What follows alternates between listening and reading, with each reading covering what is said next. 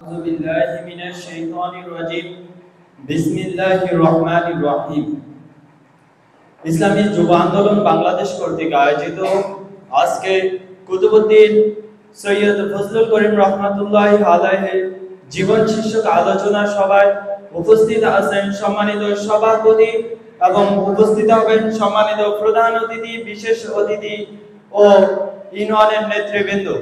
সকলকে জানাই মেধাবীদের প্রিয় সংগঠন ইসলামী ছাত্র আন্দোলন বাংলাদেশ ১ নং রাজাপুর ইউনিয়ন শাখার পক্ষ থেকে বিপ্লবী শুভেচ্ছা ও মোবারকবাদ।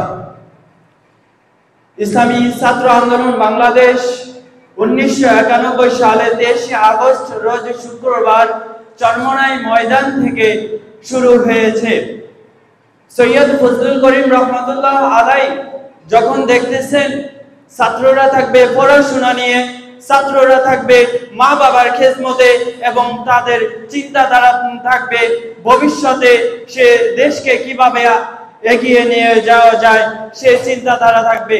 তিনি তখন দেখতে পাচ্ছেন ছাত্রদের হাতে নেশা ধরিয়ে দেওয়া হয়েছে, ছাত্রদের হাতে ক্যাম্পাস দখল করার জন্য অস্ত্র তুলে দেওয়া হয়েছে, ছাত্রদের হাতে তখন ইয়াবা, গাঁজা, মদ আরো নানান জিনিস ধরিয়ে ছাত্রদেরকে পড়াশোনা থেকে দূরে নিয়ে যাচ্ছেন।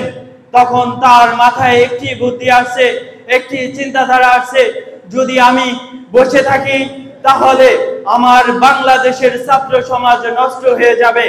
তিনি তখনই তার মাথায় একটি কথা স্মরণ আসছে, নবী করিম সাল্লাল্লাহু আলাইহি ওয়াসাল্লাম যখন বিশ্বের বুকে ইসলামের প্রচার শুরু করেছেন তখন তাকে যুবকরাই সাহায্য দিয়েছে। তখন থেকেই সৈয়দ ফজলুল করিম রহমাতুল্লাহি আলাই এই ছাত্র সংগঠন খুলেছেন। তিনি এই ছাত্র সংগঠন খোলার পিছনে মূল লক্ষ্যই ছিল ছাত্ররা মেধাবী হবে, ছাত্ররা সমাজ গঠন করবে, ছাত্ররা মা বাবার খেদমতে লিপ্ত থাকবে, ছাত্ররা আগামী বাংলাদেশকে সোনালী বাংলাদেশে রূপান্তরিত করবেন। ঠিক আজ ৩৪ বছরে পদার্পণ করছে ইসলামী ছাত্র আন্দোলন বাংলাদেশ। তিনি যেই উদ্দেশ্যে ইসলামী ছাত্র আন্দোলন বাংলাদেশ প্রতিষ্ঠা করেছেন, আজ ৩৪ বছর হাঁটি হাঁটি পা পা বাংলার তেপনা থেকে তেতুলিয়া, রূপসা থেকে পাথুরিয়া, প্রত্যেকটা ক্যাম্পাসে, প্রত্যেকটা মাদ্রাসায়, প্রত্যেকটা ইউনিয়ন, প্রত্যেকটা জেলা, ওয়ার্ড, শাখা এবং ইউনিটে ইসলামী ছাত্র আন্দোলন বাংলাদেশ খুব সক্রিয়ভাবে কাজ করে যাচ্ছেন।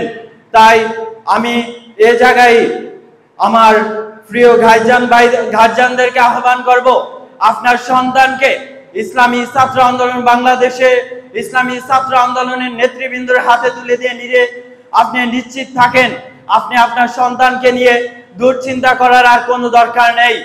আপনি আপনার সন্তানকে ভালো মেধাবী একজন আগামী রাষ্ট্রনায়ক হিসাবে দেখতে চাইলে ইসলামী ছাত্র আন্দোলনের হাতে তুলে দিয়ে যান। আমি বলবো ইসলামী ছাত্র আন্দোলনের হাতে তুলে দিয়ে চাইলে ওই ছাত্রটা নিয়ম অনুযায়ী পড়াশোনা করবে, মা বাবার খেদমত করবে। দেখেন, যারা ইসলামী ছাত্র আন্দোলন বাংলাদেশে সাথে সম্পৃক্ত আছে তাদের পিছনের ব্যাকগ্রাউন্ড আর বর্তমান ব্যাকগ্রাউন্ড জেনে নিয়েন।